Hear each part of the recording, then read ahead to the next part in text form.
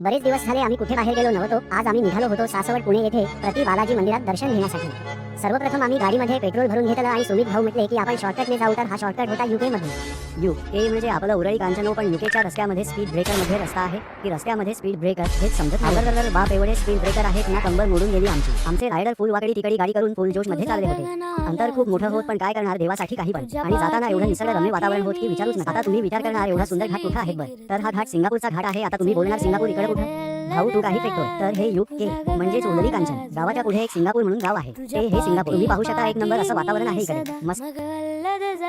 इकडे, मस्त राईड करत आम्ही पोहोचलो प्रति बालाजी मंदिरात। अतिशय सुंदर असं हे मंदिर आहे। दर्शन वगैरे घेतले आणि देवाला बोललो, बाकी काही नाही, सगळ्यांना सुखी ठेवा। आणि माझे जे मित्र बिना लग्नाचे राहिले त्यांचं यावर्षी तरी लग्न होऊ दे। आता आम्ही निघालो श्री क्षेत्र नारायणपूर येथे श्री दत्त दिगंबर महाराजांचे दर्शन घ्यायला।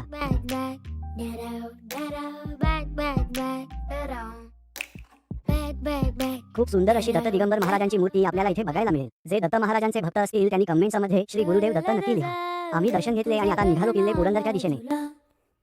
तुझ्या पाठी पाठी मी सदा, मग कसली फिकीर तुला। चल अल्लद अल्लद जाऊ दे, तुझा गगनाला झुला।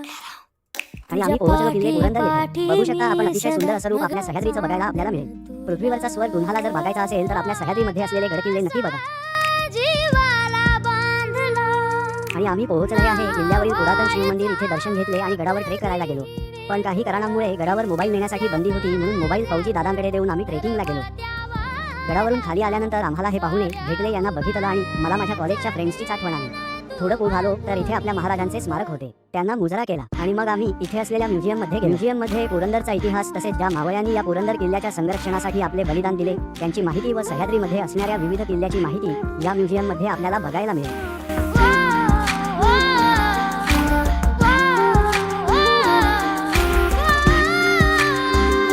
उशीर बराच झाला होता आणि आता वेळ होत आली होती किल्ल्याची एंट्री बंद करण्याची, त्यामुळे आम्ही किल्ल्यावरून खाली उतरू लागलो आणि आता आम्ही घराच्या दिशेने निघालो आहोत। पण म्हटलं जाता जाता थाडे 50-60 फोटो काढावेत, म्हणजे 1-2 तरी चांगले येतील।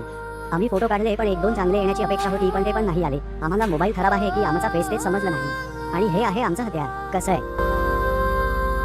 आणि आम्ही चाललोय आता घराकडे। अपेक्षा आहे तुम्हाला हा मिनी ब्लॉग आवडला असेल तर नक्की लाईक आणि कमेंट्स करा। लवकर भेटू एका अशाच रोमांचक ब्लॉग सोबत। तोपर्यंत जय महाराष्ट्र।